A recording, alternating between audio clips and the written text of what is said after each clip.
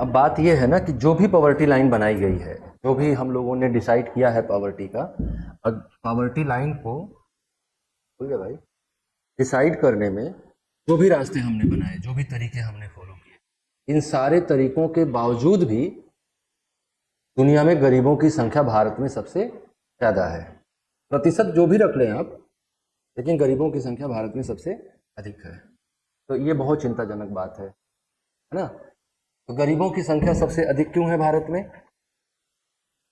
हमने अभी तक बात करी कि कैसे हम पॉवर्टी लाइन को डिसाइड करें।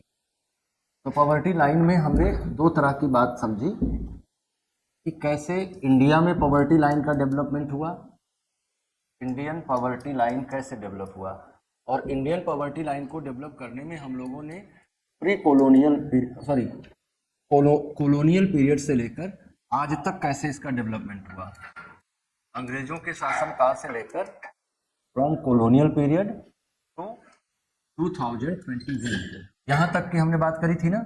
2021 में मल्टी डायमेंशनल पॉवर्टी इंडेक्स बनाया गया, किसके द्वारा? नीति आयोग के द्वारा। और मल्टी डायमेंशनल पॉवर्टी इंडेक्स ने नीति आयोग के मल्टी डायमेंशनल पॉवर्टी इंडेक्स ने बताया कि भारत में 25% पॉवर्टी है। और भारत में अगर 25% पॉवर्टी मल्टी डायमेंशनल है, और अगर उसी आधार पे हम 25% भी माने और भारत की जनसंख्या 140 करोड़ माने, तो सबसे ज्यादा गरीब भारत में, संख्या सबसे ज्यादा गरीबों की भारत में 35 करोड़ लोग हो गए गरीब, है ना। 35 करोड़ लोग हो गए अगर हम 25% भी गरीबी माने, और 35 करोड़ दुनिया के कई देशों की तुलना में ज्यादा है जनसंख्या, आबादी भी उतना है। तो जिस कारण से भारत में गरीबों की संख्या सबसे अधिक है। और अगर हम इंटरनेशनल पैरामीटर को स्वीकार करें, इंटरनेशनल पैरामीटर में हम किसको मान सकते हैं?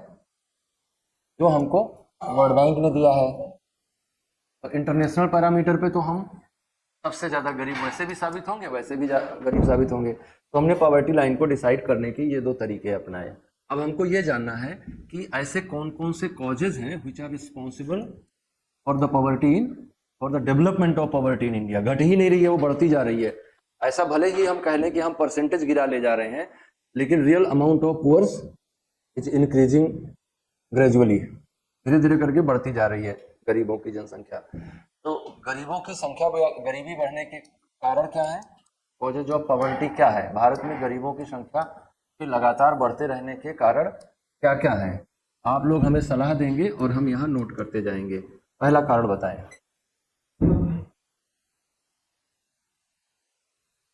सबसे पहला कारण है ओवर पॉपुलेशन। पॉपुलेशन गरीबी का कारण नहीं होती है, पॉपुलेशन तो रिसोर्स होता है ना।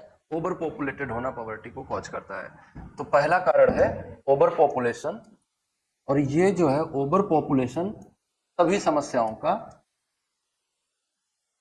अब ओवर पॉपुलेशन होना भी गरीबी का बहुत बड़ा कारण नहीं, इसको हिंदी में कहेंगे जनाधिक्य, जनसंख्या का अधिक होना। जनाधिक्य जो है वो गरीबी का कारण है, अगर आपके पास पॉलिसीज नहीं है अपनी जनसंख्या को एक रिसोर्स के रूप में यूज करने के लिए। तो अगर गवर्नमेंट आपकी ऐसी है, या गवर्नमेंट के एफर्ट ऐसे हैं, या आपके पास रिसोर्स ऐसे हैं जिससे आप जो है जनसंख्या को काम में लगा सकते हो, उसको एक प्रोडक्टिव रिसोर्स के रूप में यूज कर सकते हो, तो आप क्या कर सकेंगे? आप जो है उसको आगे बढ़ा सकेंगे। जनसंख्या आर्थिक विकास का एक कारक बन सकती है अगर आपके पास पॉलिसीज हैं और आप उसको रिसोर्स की तरह से यूटिलाइज करने के लिए टेक्निकली एबल हैं, टेक्निकली, इंफ्रास्ट्रक्चरली, पॉलिसी वाइज अगर आप उसको नेशन डेवलपमेंट में यूज करने की सिचुएशन में है, तो it will help to develop the country, it will help in economic growth, it will help in social growth. लेकिन अगर आप उसको सही से नहीं यूटिलाइज कर रहे हैं तो ये क्या कर देगी? स्कार्सिटी ले आएगी रिसोर्सेज पे। तो जनाधिक्य है, लेकिन इस जनाधिक्य की समस्या क्या है? इसमें जैसे जो भी जनसंख्या होती है तो हम उसको दो तरह से कैटेगराइज करके देखते हैं। एक को हम कहते हैं वर्क फोर्स, वर्किंग पॉपुलेशन, और एक को हम कहते हैं डिपेंडेंट पॉपुलेशन। तो इंडिया में जो है तो आखिर में वर्क फोर्स ज्यादा, इसको इसीलिए हम कहते हैं कि इंडिया किस स्टेट में है? इंडिया जो है डेमोग्राफिक डिविडेंड के स्टेट में है। लेकिन हमारी, अगर हम अगर हम जो है इस अवस्था में हैं इसमें हमारी जनसंख्या का बड़ा हिस्सा कार्यदल में आता है, कार्य समूह में आता है, या कार्यशील जनसंख्या के अंतर्गत आता है।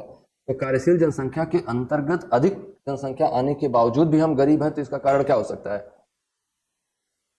जैसे आप ऐसे समझिए कि आपका एक परिवार है जिसमें बहुत सारे हट्टे कट्टे लोग हैं, लेकिन फिर भी गरीब बने हुए हैं,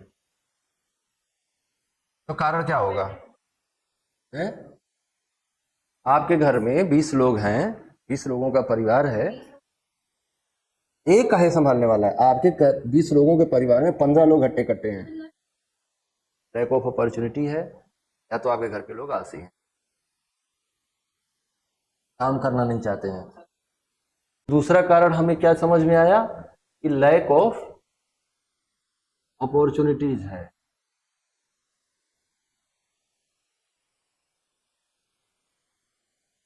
अवसरों की कमी है, तो हिंदी में कहें अवसरों का अभाव है।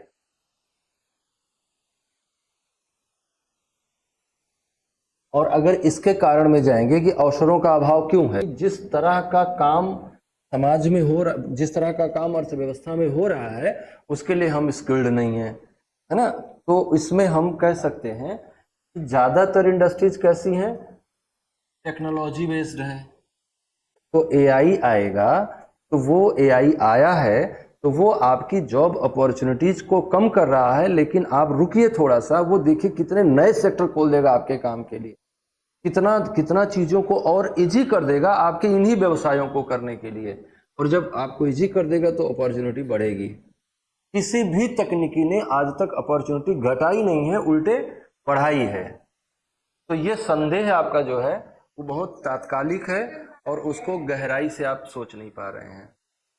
आज टेक्नोलॉजी से अगर आप जो है हाँ नए सेक्टर्स को एक्सप्लोर करते हैं और उस तरह के लोग अपनी स्किल डेवलप करने का काम करते हैं जिस तरह का काम बाजार में उपलब्ध है, तो फिर ये टेक्नोलॉजी दोषी नहीं हो पाएगी। तो टेक्नोलॉजी या तकनीकी बढ़ गई है, इसके कारण से रोजगार अवसरों में कमी आ रही है, और इसमें क्या है, कौशल का अभाव है लोगों में।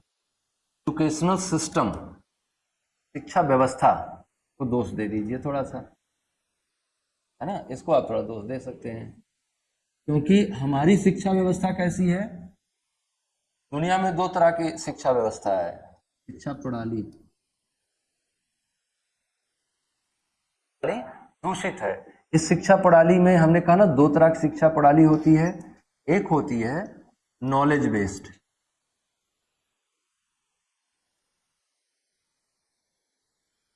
और दूसरी होती है स्किल बेस्ड, कौशल आधारित। हमारे यहाँ ट्रेडिशनल फार्मिंग, क्योंकि अगर आप गरीबों की संख्या गिनते हैं तो सबसे नंबर 1 पे कहाँ आता है, कौन सा सेक्टर आता है? रूरल सेक्टर आता है। और रूरल सेक्टर की समस्या क्या है? परंपरागत कृषि, परंपरागत जीवन निर्वाह, कुछ इनोवेशन नहीं है उसमें, सर्वाइवल लेवल पे ही काम कर रहे हैं। हम इसको आगे लिखाएंगे नहीं, यही लिख रहे हैं बस, हम जो गरीबी के कारण है बस यही लिख रहे हैं, लेकिन इसको समझ लेना बहुत जरूरी है क्योंकि आगे ये बहुत काम आएगा। तो सर्वाइवल लेवल ऑफ एग्रीकल्चर। दूसरा कारण fragmentation of land, fragmented land holding सबसे बड़ी दुविधा है खेती की, जमीनें किसी के पास है नहीं। तो क्या है, जिनके पास कम जमीनें होती हैं उनको हम क्या कहते हैं? मार्जिनल फार्मर्स या सीमांत किसान। क्या है ट्रेडिशनल फार्मिंग का? जैसे हम लोगों ने पीछे बात कही थी जब एग्रीकल्चर पढ़ रहे थे मैं इसकी क्लास में, तो हम लोगों ने कहा था ना कि कृषि की सबसे बड़ी समस्या क्या है? क्या है? प्रॉब्लम है मार्जिनल फार्मर्स की, जिसके कारण से खेती अच्छी नहीं हो पा रही है।